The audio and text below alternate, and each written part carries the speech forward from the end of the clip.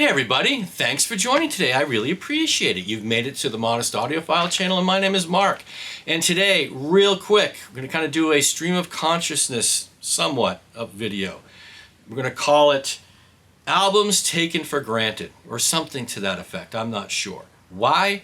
Well, I had an epiphany the other day. I'm out and about, had an appointment, had a little bit of time after the appointment before I wanted to get back home, stopped at a record store. I don't get to do that too often, but in this case, I took the time.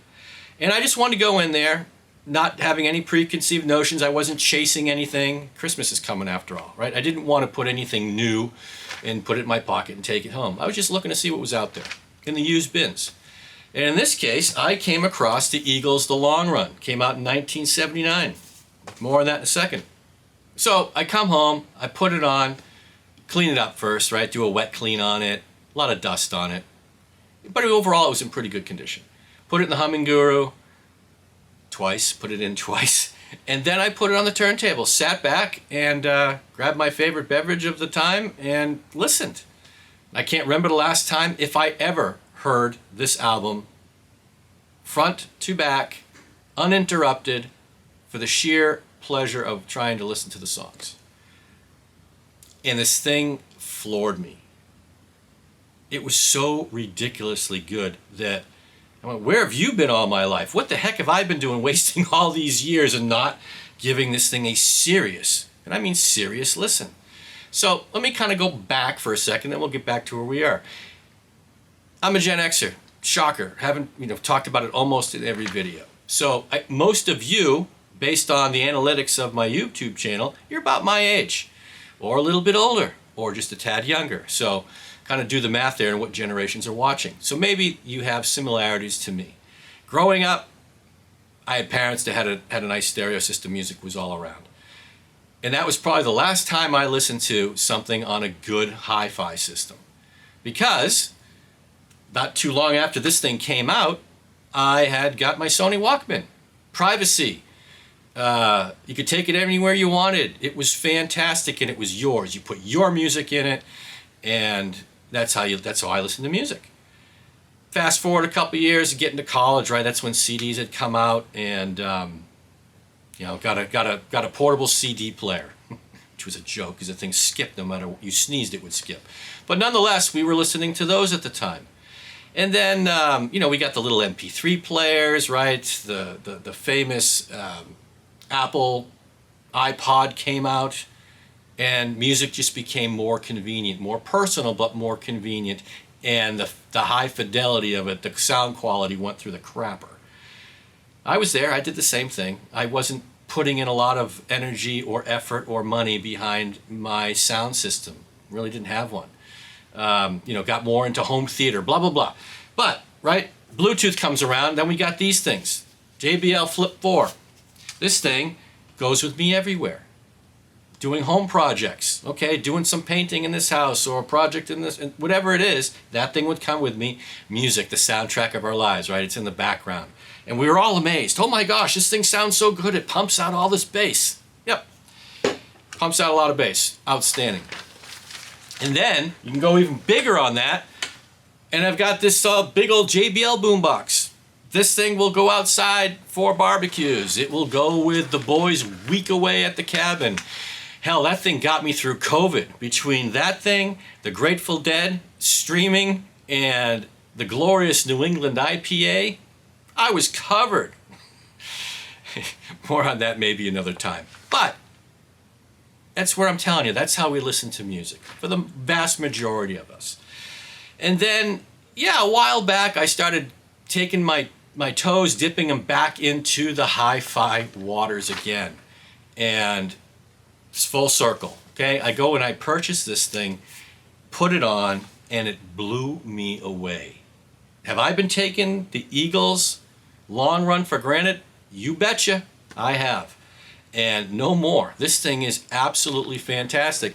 So, a couple things real quick. This is not going to be a review on this album. We're not going to go through that. I may do it another time, but I just want to tell you a couple things why it grabbed me, and hopefully this will do the same for you. This thing is nasty. It's got so much pump, pop, smack, slap, What else did I write down? It's addicting. It's just such a great listen. Soundstage is nice and wide. It's tall. It's got some depth. Don't mistake me. This is not an Analog Productions 45 RPM or a MoFi or something else or a Speaker's Corner. No, this is an original pressing from 1979 that was recorded exceptionally well. More on that in a second. It was recorded exceptionally well, that when I put it on, the only thing I would hear, the little snap, crackle, and pop, was maybe between songs, and it wasn't that prevalent. I hear a little swoosh, again, when you put the needle down for the first time, and again, maybe between some songs. But once the music's playing, I can't hear anything but the glorious sound of these guys putting these tracks together. Fantastic. This album had some hits, and those are probably the ones that we really just listened to, and it's still coming up on our playlists or our stations or our algorithms, whatever it is. We're still hearing The Long Run. We're still hearing Heartache Tonight. Maybe we're still hearing Those Shoes. But what we're not hearing, the Disco Strangler, I can tell you that, we're not hearing The Greeks Don't Want No Freaks. All these songs are flipping awesome. At least coming through a modestly priced hi-fi system. I mean, this thing dazzled me. So hence, I'm going to start this new series, per se, calling, are these records we take for granted? Yep, this is one we take, or at least I have taken for granted. So real quick, just a couple things I wanted to point out. Yeah, the first song, The Long Run, man, more snap and pop than I can ever remember. The organ had presence that jumped right at me. Hell, I didn't even realize there was an organ on this thing. Again, I'm always hearing the songs, but I haven't sat down to give it a proper listen. The organ was great. It's gritty. The guitars have got grit. It's just about three-dimensional. Little holographic. Not as holographic as, say, a specialty pressing by Analog Productions on David Crosby's If I Can Only Remember My Name. I mean, that's just plain ridiculous. But this thing did border on the verge of being holographic. In some cases, it was. Outstanding. I can't tell you why. Oh my gosh, this has got to be one of the best solos, guitar solos ever. I mean, this song has got beach vibes written all over it, fire. And I did not know Glenn Frey played the solo on this song. It is such a simple solo, but so much emotion in it. Awesome. Yeah, really, really good. And on this system, man, it was great. Absolutely great. In the city, the bass gets lower and lower and lower than I've ever heard it in the car. Disco Strangler, what a groove! What a groove! I would not have called that song up on a playlist. I've heard it before, but again, it never registers when I'm painting a room. Oh, let's just put on this station. Nope, the Disco Strangler, ridiculous. King of Hollywood, the best vocals arguably on the entire record. Yeah, Eagles were pretty good, weren't they?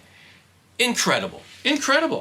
I put layers, piercing guitars, punch in the face, the snare, the drums overall on this album, the drums, the way they mic'd it, the way they recorded this album, I think was unlike any of the other Eagles records that were recorded. I haven't done a lot of research on this, but the entire soundstage is the drum kit. And let me tell you, it's pervasive throughout the entire record. The snare has got more pop than I can ever remember. Guitars are grittier. The hi-hat is so pristine. It's right there. Really, really good. The harmonizing guitar licks are throughout this record as well. I mean, Heartache Tonight, the claps on this thing. So, Heartache Tonight, we'll take this one just separately. Today, I actually went and listened to it on Amazon Music through my DMP Eversolo DMP A6.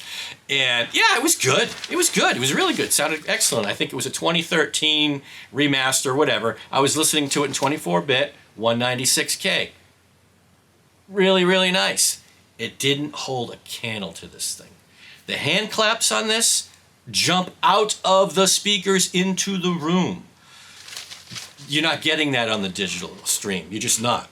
The bass drum is right in your living room or your listening room, right in front of you. You don't get that tangible sense of as much space on the stream than you do on this. And I'm not even so sure, if you're going to get that on a couple of the new represses. More on that really quick. Teenage Jail. It's one of the tightest songs there's on the album. And you don't call that up. It doesn't come up on your algorithm, does it? You got to listen to the album. Teenage Jail was absolutely incredible. Glenn's singing mostly in the center, and then you've got Dawn kind of floating around above him, beside, doing some of the backing vocals. Just, again, you can't get that on you can't get that on this. You can't get it in your car. But you can get it on a $13 album that you purchased at a used record store and you slapped on your modestly priced hi-fi system. The Greeks Don't Want No Freaks. Didn't know that Jimmy Buffett Jimmy Buffett was one of the backup singers. Called out on the back of the album. Fantastic. And then Sad Cafe, great song that you don't call up too often. And on this album, it sounds miraculous. So that's it. Albums that we have maybe taken for granted, or certainly that I have taken for granted, that they've been so popular, the songs so pervasive in your lives that you've never really had or haven't done this in a long time. Long run, maybe? That you haven't done in a long time, and actually sat down and listened to it on a decent system. I'm not talking thousands and thousands and thousands of dollars of systems. It'd be cool if I had one of those, but a modestly priced hi-fi system, this thing is just great. It's great. I'm sure there's a bunch more albums that I can come up with that we can do something like this, maybe once a month or something like that. Albums that we have taken for granted. So I paid $13 for this thing. This thing went 7 times platinum before 2020, meaning primarily this pressing. This had 18, if I can have the pictures here real quick. In 1979, in the United States, there were 18 pressing plants. So you had 18 different versions of this. This one is specialty pressing, I believe, manufacturing plant. But there were 18 others. So if you're at hunt for used records, you're going to find one of these things. You're going to find one in really good condition. You're going to find a lot in crap condition too. But go out there, open it up, see if you can find any scratches or anything else, or anything that you just don't really want to take it, you want to put it back. But it's part of the hunt. At least for me, that's the fun part. Now, out of those 18 pressings, from what I'm being told in my real brief research on it, the Monarch pressing from the Monarch pressing plant supposedly is the best sounding version of this. Okay, I'm going to put it in my little notes on my phone, and I will continue to look for that. Not to spend a lot of money, but if I see one for 15 bucks that's not in bad condition, I'm going to pick it up. Now, there's a couple options if you can't find any and you want one brand new right now. I think there are 2 pressings out there right now that I could find, at least that I found on one of the websites here. I'll put a picture. You got 2, and you know what? They're $100 difference. So for $25, you can get one that was, I think, Chris Bellman had mastered from Bernie Grumman Mastering, and I think that was done. I'm not sure when it was done. Anyway, it'll be on the picture.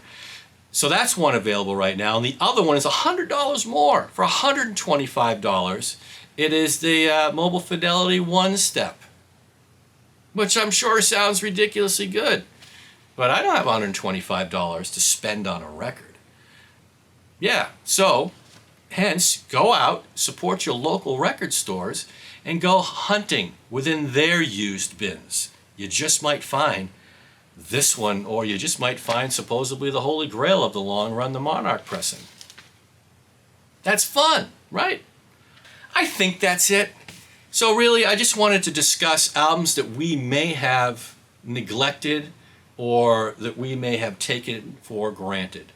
Because stuff like this and like this in the cars, I mean, these are great devices, don't get me wrong. They're very convenient. But did they dumb the music down? Did they dumb it down enough that we took these great records and songs for granted? Now, I'm talking the big records, right? The huge, the 8 times platinum, 8 million copies.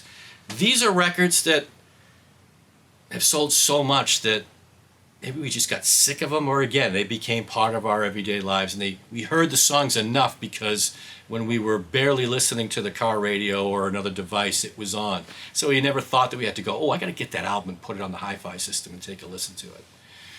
Now, these big ones, these really, really mammoth selling records that maybe we've taken for granted all these years, stop doing it. I'm going to stop.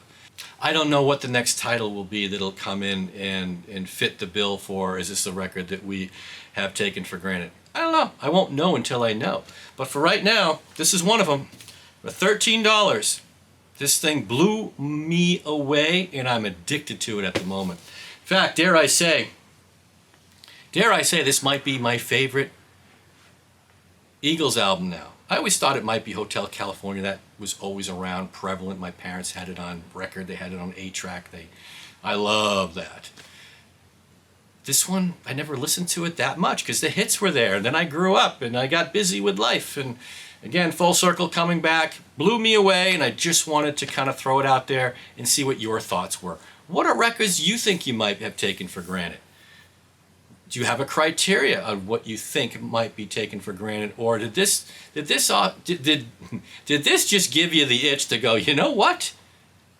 Yeah, I don't think I've listened to XYZ album on my modestly priced hi-fi system. Let me give that a shot and see if I truly enjoy it more than I remembered I did. Anyway, that's it, everybody. I hope this came out somewhat like sense. We'll find out in the editing machine, but that's it. Real quick one. Hopefully I'll have another one here like this in the next month or so. We'll see. You never know. Hey everybody, I just want to say a heartfelt thank you from me to you.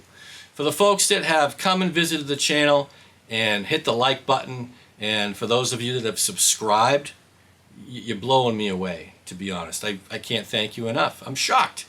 There are people out there that like what I'm putting out, so that's outstanding. And that's really all I want to say. Thank you so much. If this is your first time here and you want to support the channel, yeah, hit like. Hit subscribe if you like it as well. It's free and you can always take it away. That's it. So let's get back to discussing more stuff. We'll leave it at that. Take care. Bye.